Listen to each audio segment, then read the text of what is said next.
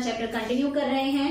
आज के चैप्टर में हम पढ़ने वाले हैं कि कॉर्पोरेट व्हील क्या होता है, किस कौन कौन सी कंडीशंस में इसको यूज किया जाता है, किस तरीके से कॉर्पोरेट व्हील का लिफ्ट होता है, जॉइंट स्टॉक कंपनी क्या होती है, उसके एडवांटेजेस और डिसएडवांटेजेस क्या होते हैं। तो इतना सब हमें पढ़ना है, इसलिए टाइम को वेस्ट किए बिना हम वीडियो स्टार्ट करते हैं। मगर उससे पहले आप जल्दी से चैनल को सब्सक्राइब कर दीजिए और अगर वीडियो पसंद आए तो दोस्तों के साथ शेयर जरूर कीजिएगा, लाइक कीजिएगा और कमेंट भी कर दीजिएगा। तो चलिए स्टार्ट करते हैं हम। जैसा कि आप देख सकते हैं कि यहाँ पर लिखा हुआ है टॉपिक का name, lifting the corporate wheel. Corporate का मतलब हमारा business sector, companies, firms, industries. Lifting का मतलब होता है उठाना और व्हील का मतलब है पर्दा या जिसे घूंघट भी कहते हैं। तो इसके हिंदी को अगर हम समझे, इसका क्या मतलब बन रहा है कि बिजनेस वर्ल्ड में या कॉर्पोरेट वर्ल्ड में जो घूंघट डला हुआ है, जो पर्दा डला हुआ है, इस पर्दे को हटाना। मगर ये किस तरीके का पर्दा है, किस तरीके का ये घूंघट है जिसे हम हटाएंगे। जैसे दुल्हन का घूंघट होता है, आपने सभी ने देखा होगा, दुल्हन घूंघट में होती है, उसका घूंघट हटाते हैं, उसका चेहरा में साफ नजर आता है। वैसे ही कंपनीज के ऊपर भी एक तरह का पर्दा घूंघट होता है और कुछ ऐसी स्पेशल कंडीशंस हैं जिसमें उस घूंघट को हटाया जाता है और कंपनी के पीछे काम करने वाले लोगों का रियल फेस हमें नजर आता है। तो इतना कॉम्प्लिकेटेड नहीं करेंगे, हम इसको थोड़ा इजी लैंग्वेज में समझते हैं। मैंने अपनी पिछली वीडियो में आपको बताया था कि कंपनीज क्या होती है और उसके कुछ फीचर्स हमने पढ़े थे। आई होप आपने वो वीडियो देखी होगी। इनकेस नहीं देखी है तो लिंक डिस्क्रिप्शन में दिया गया है, जरूर देखेगा। उस फीचर्स में एक पॉइंट था सेपरेट लीगल एंटिटी, जिसका मतलब था कि बिजनेस और बिजनेसमैन दोनों एक अलग अलग पहचान होती है, दोनों की दोनों अलग यूनिट्स होती हैं। कंपनी के ऊपर एज अ ह्यूमन बीइंग बहुत सारे लॉज अप्लाई हो जाते हैं, जैसे कि वो किसी पे भी केस कर सकता है या कोई भी कंपनी के ऊपर केस कर सकता है। कंपनी कभी भी किसी के साथ कॉन्ट्रैक्ट में आ सकती है, यानी एक आर्टिफिशियल पर्सन की तरह वो काम करती है ना। लेकिन कंपनी कोई अपने आप में ह्यूमन बीइंग नहीं है जो खुद से काम कर सके या खुद डिसीजन ले सके।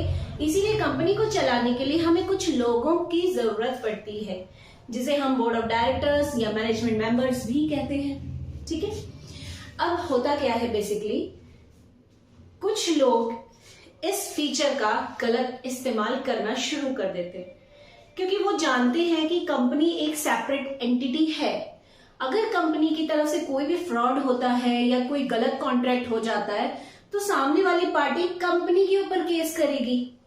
ठीक है, क्योंकि कंपनी के तरफ से वो कॉन्ट्रैक्ट हुआ है, कंपनी का सील उस पर लगा है, तो कंपनी केस करेगी, कंपनी के ऊपर केस हो जाएगा और वो उसके लिए लायबल होगी। यानी कि directors, management member, share holder कोई भी इस चीज के लिए लायबल नहीं है, सिर्फ कंपनी लायबल है। अब होता क्या है, जो बोर्ड ऑफ डायरेक्टर्स हैं या कुछ मैनेजमेंट मेंबर्स हैं, वो इस चीज का गलत इस्तेमाल करना शुरू कर देते हैं। वो ये सोचते हैं कि भैया चलो हम ऐसा करते हैं, हम कंपनी में किसी तरह का फ्रॉड कर लेते हैं, पैसे का मिसयूज कर लेते हैं या गलत प्रोजेक्ट कर लेते हैं, बुक्स में मैनिपुलेशन कर लेते हैं, क्या फर्क पड़ता है, क्योंकि अगर कुछ पकड़ा गया भी तो कंपनी के ऊपर केस होगा, हमारे ऊपर थोड़ी ना होगा। हम तो सिर्फ उसको चला रहे हैं, हम उसके लिए लायबल तो नहीं है, क्योंकि कंपनी तो लॉ के थ्रू क्रिएट हुई है और जो भी काम कंपनी करेगी वो उसके लिए लायबल है, उसके लिए जिम्मेदार है। तो कुछ मर्जी हम करते रहे, जिम्मेदार तो कंपनी ही होगी। तो इससे क्या होता है कि फ्रॉड की प्रैक्टिसेस बढ़ना स्टार्ट हो जाती है, क्योंकि वो क्या करते हैं, अपने इस फीचर का गलत इस्तेमाल करना शुरू कर देते हैं। वो कंपनी की आड़ में अपना पर्सनल प्रॉफिट देखना शुरू करते हैं, फ्रॉड्स करना शुरू कर देते हैं और एक पर्दा बन जाता है, एक दीवार बन जाती है, जिस दीवार के पीछे होकर वो ये सारा काम कर रहे हैं। कंपनी को उन्होंने सबके सामने खड़ा कर दिया है, कंपनी, सबको लग रहा है कि कंपनी काम कर रही है, बट रियलिटी में कंपनी के पीछे जो लोग बैठे हुए हैं वो काम कर रहे हैं, वो गलतियां कर रहे हैं और बाद में इसका हर्जाना किसको करना पड़ेगा, कंपनी को। तो गवर्नमेंट को लगा कि भाई रूल का ये गलत इस्तेमाल हो रहा है, कंपनी के इस फीचर का गलत इस्तेमाल किया जा रहा है, तो हमें क्या करना चाहिए। ये जो वॉल बना दी गई है, डायरेक्टर्स ने खुद को सेव करने की ये जो वॉल बना ली है सेपरेट एंटिटी वाली, इस वॉल को ही गिरा दिया जाए, इस पर्दे को हटा दिया जाए। यानी कि अगर कभी भी गवर्नमेंट को या किसी पर्सन को ऐसा लग रहा है कि कंपनी तो अपना काम सही तरीके से कर रही है, लेकिन कंपनी को चलाने वाले लोगों में से कोई पर्सन गलत तरीके से काम कर रहा है, तो अब हर चीज के लिए वही इंसान जिम्मेदार होगा, कंपनी जिम्मेदार नहीं होगी। ठीक है, मतलब ये जो पर्दा था इसे हटा दिया जाए। अब सेपरेट एंटिटी वाला कॉन्सेप्ट ही खत्म कर दो। अब क्या करना है, हमें सीधा कंपनी के ऊपर केस नहीं करना, हमें उस पर्सन के ऊपर केस करना है जिसने गलत प्रैक्टिस की है, ताकि कोई भी इंसान फ्यूचर में इस तरह की हरकत दोबारा ना करे, कंपनी का नाम खराब ना हो। तो इस पूरे कॉन्सेप्ट को हम बोलते हैं lifting the corporate wheel. I think आपको क्लियर हो गया है कॉन्सेप्ट। अब हम बात करते हैं कि कौन कौन सी ऐसी कंडीशंस हैं जहां पर ये कॉर्पोरेट व्हील हटाया जाता है, यानी कौन सी ऐसी कंडीशंस हैं जहां पर हम कंपनी को लायबल नहीं मानते, कंपनी के ऊपर केस नहीं करते, बल्कि उसको चलाने वाले लोगों पर केस करते हैं। तो यहाँ पर एक्सेप्शन बोलते हैं उसे। दो कंडीशंस हैं, स्टैट्यूटरी प्रोविजंस और जुडिशियल इंटरप्रिटेशन। आप जल्दी से इसका एक स्क्रीनशॉट ले लीजिए। देखिए, पहले हम बात करते हैं अंडर स्टैट्यूटरी प्रोविजन की, यानी ये वो कंडीशंस हैं जहां पर आपकी कंपनी के अंदर काम करने वाले लोग लॉ को ब्रेक कर रहे हैं। ठीक है, अगर कोई रूल है कंपनी का, उसको ब्रेक कर दिया तो वहां पर ये रूल्स चीजें अप्लाई होंगी। जैसे फर्स्ट है reduction of number of members below statutory limit, यानी कि हम सभी जानते हैं कि पब्लिक कंपनी में हमें मिनिमम 7 लोगों की रिक्वायरमेंट है कंपनी बनाने के लिए, और प्राइवेट कंपनी में मिनिमम 2 लोगों की रिक्वायरमेंट है। अगर ये नंबर ऑफ मेंबर्स कम हो जाते हैं, कोई भी डेथ हो जाती है, किसी भी वजह से पर्सन कंपनी छोड़ के चला गया, मिनिमम नंबर ऑफ मेंबर्स अगर कम हो गए तो फिर भी कंपनी काम कर रही है, 6 महीने तक अगर 6 महीने से ज्यादा कंपनी चल रही है कम मेंबर्स के साथ, तो ऐसी कंडीशन में कॉर्पोरेट व्हील हटा दिया जाएगा। यानी कि अब अगर कंपनी ने कुछ भी गलत काम किया तो कंपनी इसके लिए लायबल नहीं है, वो 6 या 5 मेंबर लायबल होंगे जिनके साथ कंपनी चल रही है, क्योंकि वो जानते थे कि हमने मिनिमम मेंबर की जो कंडीशन है वो पूरी नहीं की हुई, फिर भी हम कंपनी को रन कर रहे हैं, तो कंपनी की तरफ से होने वाली हर गलती के लिए वही रिस्पॉन्सिबल होंगे। ठीक है, second point, establishing the relationship of holding and subsidiary company. Now what is holding company and subsidiary company?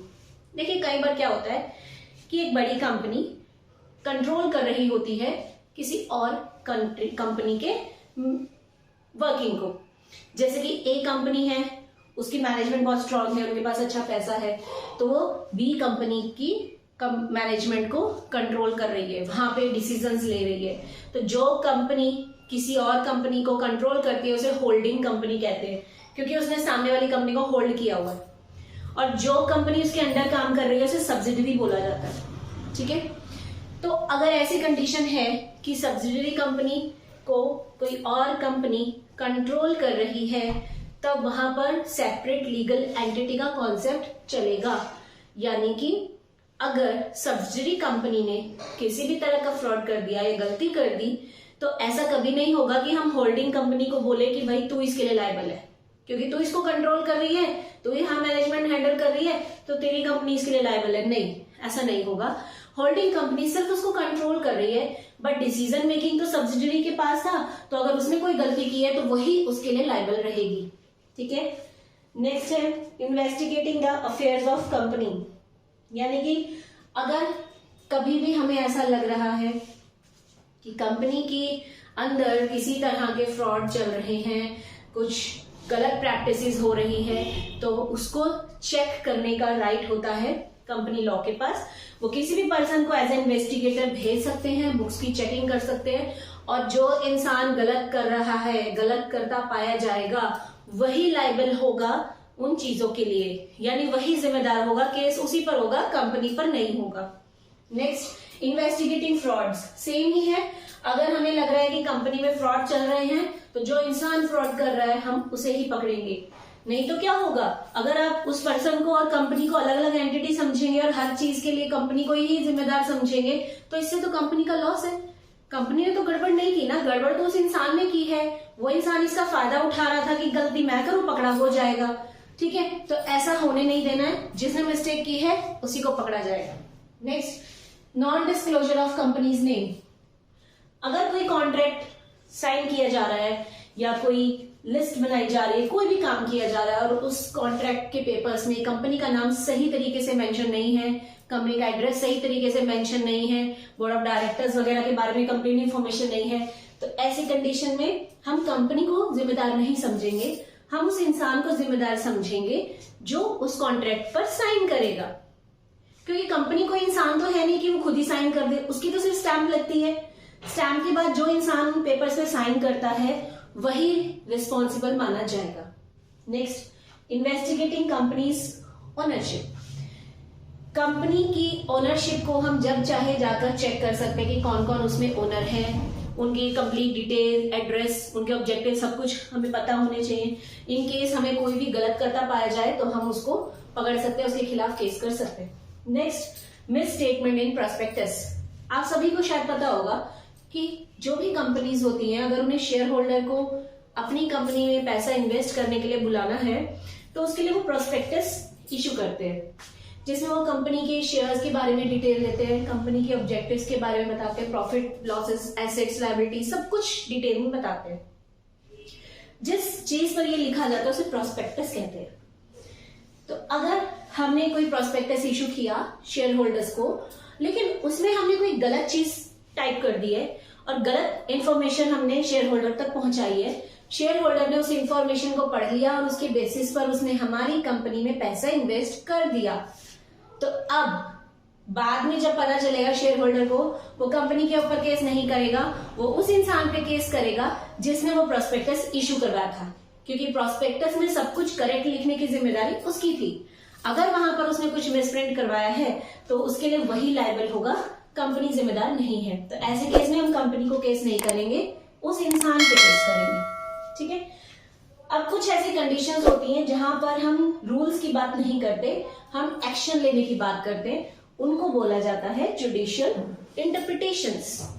यहां पर हमारे पास फर्स्ट पॉइंट है प्रिवेंशन ऑफ इम्प्रॉपर कंडक्ट। अगर कंपनी कोई इम्प्रॉपर कंडक्ट कर रही है, यानी किसी गलत तरीके से काम कर रही है, रूल्स को ब्रेक कर रही है, तो हम उस इंसान पर कभी भी रोक लगा सकते हैं, उस पर फाइन लगा सकते हैं, उसको निकाल सकते हैं, कोई भी काम के साथ हम कर सकते हैं। Next, determination of enemy of company.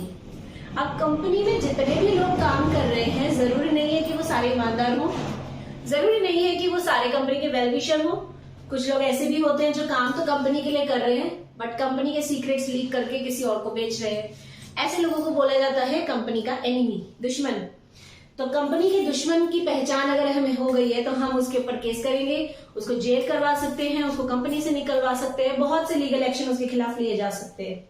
Company उसके लिए जिम्मेदार कभी भी नहीं होगी, क्योंकि कंपनी ने खुद कुछ नहीं किया, करने वाला कोई और था। बिल्कुल सही, करने वाला कोई और था। ठीक है। अब हम बात करते हैं, ये कॉन्सेप्ट तो हमारा यही खत्म हो गया, आई थिंक आपको क्लियर हो गया होगा। अगर ये क्वेश्चन एग्जाम में आता है, क्योंकि ये बहुत इंपॉर्टेंट टॉपिक है, एग्जाम में आ सकता है, तो आप ये सारा लिखेंगे तो आपको अच्छे मार्क्स मिलेंगे। अब हम बात करेंगे कि जॉइंट स्टॉक कंपनी क्या है, उसके एडवांटेजेस और डिसएडवांटेजेस क्या है। देखते हैं जॉइंट स्टॉक कंपनी का meaning. It is a voluntary association of individuals for profits, यानी कि ये एक एसोसिएशन है इंडिविजुअल्स का जो वॉलेंटरी आते हैं। वॉलेंटरी यानी अपनी इच्छा से, हम यहाँ जबरदस्ती किसी को नहीं लाते। जब कुछ लोग अपनी इच्छा से मिलकर एसोसिएट होकर काम करते हैं प्रॉफिट्स कमाने के मकसद से। Having a capital divided into transferable shares, यानी एक तो उनके पास मोटिव होता है कि उन्हें प्रॉफिट कमाना है, दूसरी बात उनके पास कैपिटल होता है जो कि डिवाइडेड होता है उन लोगों में। थोड़ा कैपिटल मिस्टर ए ने दिया, थोड़ा मिस्टर बी ने, सी ने, इस तरीके से कैपिटल होता है और वो कैपिटल शेयर्स में बटा होता है। The ownership of which is condition of membership, यानी यहाँ एक कंडीशन है कि जितने भी शेयर होल्डर्स हैं वो सभी ओनर्स होने चाहिए कंपनी के। ठीक है। यानी सिंपल भाषा में कहा जाए तो जॉइंट स्टॉक कंपनी एक ऐसा एसोसिएशन है जहां पर लोग अपनी मर्जी से आते हैं, पैसा इन्वेस्ट करते हैं और प्रॉफिट कमाने के मकसद से काम करते हैं। तो जॉइंट स्टॉक कंपनी के फायदे क्या है, क्यों ऐसा होता है कि लोग मिलकर काम करना चाहते हैं, तो आप इसका स्क्रीनशॉट ले लीजिए जल्दी से। फर्स्ट एडवांटेज है एडिक्वेट रिसोर्स ऑफ कैपिटल। जब बहुत सारे लोग मिलकर काम करते हैं तो ऑब्वियसली हमारे पास कैपिटल बहुत ज्यादा आ जाता है। अगर मैं अकेली बिजनेस खड़ा करूंगी तो ऑब्वियसली मेरे पास लिमिटेड पैसा होगा जो मैं इन्वेस्ट कर रही हूँ, लेकिन अगर मेरे साथ 10 लोग और आ जाते हैं कंपनी में पैसा लगाने के लिए तो ऑब्वियसली मेरा कैपिटल बढ़ जाएगा, है ना। तो हमारे ज्यादा कैपिटल इससे मिलता है। Second, limited liability. यहाँ पर हमारी लायबिलिटी लिमिटेड हो जाती है, यानी कि इन केस ऑफ लॉस अगर कंपनी को बंद होना पड़ता है तो हमें सिर्फ उतना ही पैसा देना है जितने के हम शेयर होल्डर हैं। यानी अगर मैंने कंपनी में 50,000 रुपए के शेयर्स खरीदे तो जब कंपनी बंद होगी तो मैं सिर्फ 50,000 ही दूंगी, इससे ज्यादा पैसा ना तो कंपनी मुझसे मांग सकती है और ना ही मैं दूंगी, यानी मेरी लायबिलिटी लिमिटेड हो जाती है। ठीक है, किसी और में अगर आप है पार्टनरशिप में है या आप सोल प्रोप्राइटर में तो वहां लिमिटेड लायबिलिटी आ जाती है, बट यहाँ पर लिमिटेड रहता है। ठीक है, नेक्स्ट है परपेचुअल एग्जिस्टेंस, यानी कि कंपनी में कोई भी मेंबर चाहे कंपनी छोड़कर चला जाए या कोई नया मेंबर कंपनी में ऐड हो जाए, इससे कंपनी को कोई फर्क नहीं पड़ता, वो चलती रहती है। कंपनी की वर्किंग में चेंज नहीं आता, उसकी बुक्स ऑफ अकाउंट्स में चेंजेस नहीं आता, तो ये हमारा बहुत अच्छा फायदा है। अगर आप पार्टनरशिप में है, सपोज 3 पार्टनर काम कर रहे थे, एक की डेथ हो जाती है, 2 ही रह जाते हैं, तो obviously books of accounts change करने पड़ेंगे, है ना, पार्टनरशिप एग्रीमेंट चेंज करना पड़ेगा, बट यहाँ तो ऐसा कुछ है ही नहीं। नेक्स्ट है ट्रांसफरेबिलिटी ऑफ शेयर्स, यानी कि जो शेयर्स आज मेरे पास है वो मेरा जब दिल करे मैं किसी और के नाम कर सकती हूँ, किसी और को दे सकती हूँ वो शेयर्स। ठीक है, तो यहाँ शेयर्स ट्रांसफर करना आसान है। Next diffusion of risk, diffusion का मतलब होता है बांट देना, प्रसार कर देना, किसी चीज का फैलाव होना। तो यहाँ पर एक खास बात यह है कि कंपनी में जो रिस्क है वो बट जाता है बहुत सारे लोगों में। अगर एक सोल प्रोप्राइटरशिप की बात करें ना, यानी कि एक ऐसा बिजनेस जहां एक अकेला मालिक होता है, तो ऑब्वियसली किसी भी नए प्रोजेक्ट में जाने से पहले उसको डर लगता है कि यार अगर कब प्रोजेक्ट फेल हो गया तो इतना सारा लॉस में अकेला कैसे उठाऊंगा। लेकिन अगर आप ज्वाइंट स्टॉक कंपनी में काम करते हैं तो इस तरह का रिस्क बढ़ जाता है बहुत सारे लोगों में। अगर लॉस हो भी गया तो वो लॉस आपको अकेले नहीं उठाना है, बहुत सारे लोग हैं आपके साथ लॉस बांटने के लिए, तो ये रिस्क जो है हमारा खत्म हो जाता है, कम हो जाता है, जिससे हमें फायदा होता है। Next incentive to large scale production, joint stock company में बहुत सारे लोग होते हैं काम करने के लिए, पैसा बहुत सारा होता है, तो ऑब्वियसली प्रोडक्शन भी बहुत ज्यादा होगा। जब आप बल्क में प्रोडक्शन करते हैं तो ऑब्वियसली कॉस्ट ऑफ प्रोडक्शन कम हो जाती है और आपको उसका बेनिफिट मिलता है। नेक्स्ट पब्लिक कॉन्फिडेंस, यानी कि जॉइंट स्टॉक कंपनी में ज्यादातर लोगों का कॉन्फिडेंस रहता है, उन्हें पता है कि ये कंपनी फ्रॉड नहीं करेगी, क्योंकि यहाँ बहुत सारे लोग काम करते हैं, उनको देखने के लिए कंपनी लॉ के इन्वेस्टिगेटर्स भी हैं, शेयर होल्डर्स भी होते हैं, बहुत सारे लोग हैं जो यहाँ काम कर रहे हैं, तो ऐसी कंपनी में हमेशा कॉन्फिडेंस बना रहता है। बोर्ड ऑफ डायरेक्टर्स को भी पता है कि अगर हमने ठीक से काम नहीं किया तो लिफ्टिंग ऑफ कॉर्पोरेट व्हील हो जाएगा और हमारे पर केस हो जाएगा, इसलिए वो गलत काम नहीं करते। ठीक है, तो यहाँ कॉन्फिडेंस बरकरार रहता है। Next appointment of experience staff, यहाँ पर आप एक्सपीरियंस स्टाफ के अपॉइंटमेंट कर सकते हैं, क्योंकि आपके पास बहुत सारे मैनेजमेंट मेंबर्स होते हैं जो अलग अलग फील्ड में एक्सपर्ट होते हैं, तो वो अपने हिसाब से अपॉइंटमेंट्स कर सकते हैं। Next stimulus to small savings, यानी कि एक पर्सन को, एक आम इंसान को अपना सेविंग कैसे करना चाहिए और उस सेविंग का कैसे इस्तेमाल करना चाहिए, ये जॉइंट स्टॉक कंपनी से पता चलता है। क्योंकि जॉइंट स्टॉक कंपनी क्या है, शेयर होल्डर्स को बदले में डिविडेंड देती है। अब किसी इंसान ने कंपनी में पैसा लगा दिया, बदले में उसको डिविडेंड मिल रहा है, उसको अच्छी इनकम हो रही है, तो वो स्टिमुलेट होगा ना, स्टिमुलेट का मतलब उत्सुक हो जाएगा कि क्यों ना मैं अपना पैसा इस कंपनी में लगा दूं, मुझे रेगुलर इनकम मिलती रहेगी। तो ये लोगों को स्मॉल स्मॉल सेविंग्स करने के लिए उकसाता है। Next development of management profession, यहाँ पर जो भी लोग काम कर रहे हैं वो मैनेजमेंट में एक्सपर्ट होते हैं, मैनेजमेंट एज अ प्रोफेशन उन्होंने अपनाया होता है, तो जितना ज्यादा वो यहाँ काम करते हैं उतने एफिशिएंट होते जाते हैं और मार्केट में उनकी वैल्यू बढ़ती जाती है। Next is growth and expansion, किसी भी कंपनी की ग्रोथ और एक्सपेंशन उसकी वर्किंग पर डिपेंड होती है। जितना अच्छा काम आप करेंगे, जितने अच्छे डिविडेंड्स आप बांटेंगे, उतने ज्यादा शेयर होल्डर्स आपके पास आएंगे, तो जितना ज्यादा शेयर होल्डर आपके पास आएगा यानी उतना ज्यादा कैपिटल आपके पास आएगा, ज्यादा कैपिटल आएगा तो ज्यादा बड़े प्रोजेक्ट्स में पैसा लगा पाओगे और ज्यादा से ज्यादा ग्रोथ हो पाएगी। Next stimulate to industrial research, यानी इंडस्ट्रीज को और बेटर कैसे बनाया जाए, इससे रिलेटेड रिसर्च करना आसान हो जाता है, क्योंकि हमारे पास पैसा भी है, हमारे पास एक्सपर्ट्स भी हैं, अच्छा स्टाफ भी है, तो हम अच्छे से काम कर सकते हैं। तो जॉइंट स्टॉक कंपनी में क्या है कि जब बहुत सारे ब्रेन्स इकट्ठे हो जाते हैं तो वो दिमाग जब इतने सारे हो जाते हैं तो मिलकर अच्छा काम करते हैं। अब इसके कुछ नुकसान भी हैं, वो भी डिस्कस कर लेते हैं। फर्स्ट पॉइंट है डिसएडवांटेजेस में डिफिकल्टी इन फॉर्मेशन, यानी कि जॉइंट स्टॉक कंपनी को बनाना थोड़ा डिफिकल्ट है, क्योंकि यहाँ पर बहुत सारा पेपर वर्क होता है, लीगल काम हमें करना पड़ता है, एक्सपर्ट्स की जरूरत होती है, तो यहाँ पर काम करना थोड़ा मुश्किल है। Next, possibility of frauds by the promoters. Promoter वो लोग होते हैं जो कंपनी को एस्टैब्लिश करने में हमारी मदद करते हैं।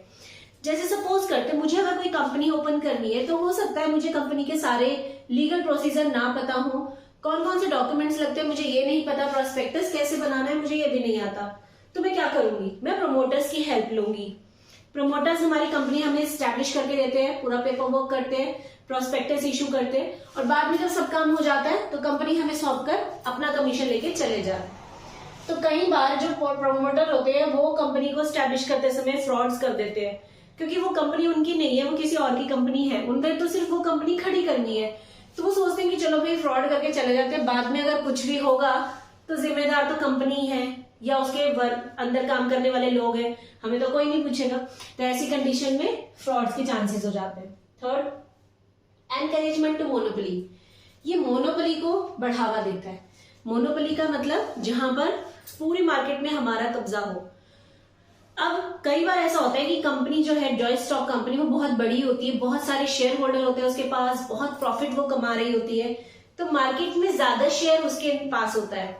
तो ऐसी कंडीशन में जो छोटे छोटे बिजनेस हाउसेज हैं उनको कंपटीशन फेस करना मुश्किल हो जाता है, उनका बिजनेस बंद होने की कगार पे आ जाता है। ठीक है। Next is encouragement to speculation, यानी यहाँ सट्टेबाजी को भी बढ़ावा मिलता है। स्पेकुलेशन मतलब सट्टा लगाना। अब यहाँ सट्टा कैसे लगता है, जैसा कि हमने पढ़ा कि जॉइंट स्टॉक कंपनी के अंदर हम अपने शेयर्स इजीली ट्रांसफर कर सकते हैं किसी को भी। तो अगर हम चाहते हैं कि मार्केट में किसी कंपनी के शेयर्स गिर जाएं, तो हम क्या करेंगे, फटाफट उसके शेयर्स बेचना शुरू कर देंगे। या अगर हम चाहते हैं कि उसकी मार्केट में शेयर्स बढ़ जाएं, तो हम ज्यादा से ज्यादा शेयर्स खरीदना शुरू कर लेंगे। तो इससे क्या होगा, हम एक तरह से मार्केट को कंट्रोल करना शुरू कर चुके हैं, हम सट्टेबाजी को बढ़ावा दे रहे हैं। ठीक है।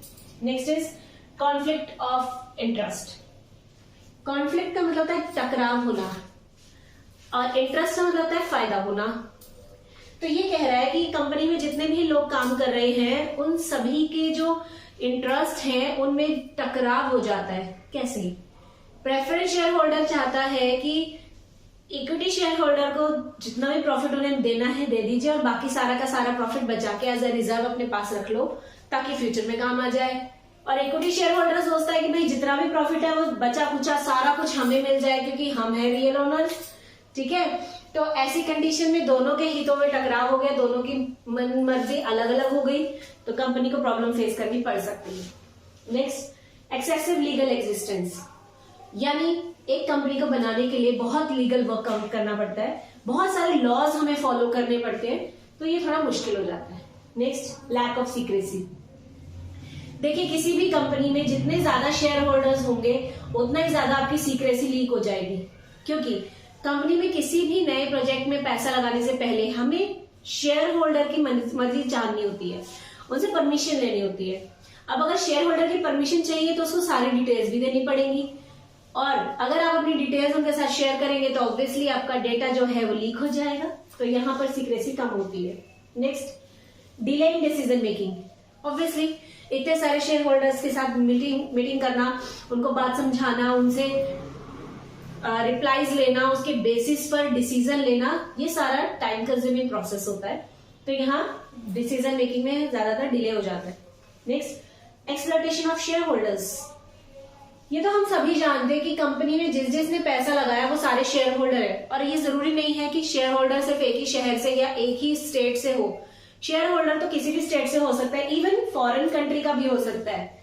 तो शेयर होल्डर के लिए ये पॉसिबल नहीं है कि वो बार बार कंपनी की मीटिंग्स अटेंड करने आए, इसीलिए वो अपनी जगह से अपने बिहाफ पे काम करने के लिए बोर्ड ऑफ डायरेक्टर्स को रखता है ना। तो कई बार बोर्ड ऑफ डायरेक्टर्स अपना फायदा देखते हुए कंपनी के प्रोजेक्ट्स डील करना शुरू कर देते हैं और शेयर होल्डर का फायदा इग्नोर कर देते हैं, तो शेयर होल्डर का एक्सप्लॉयटेशन हो जाता है।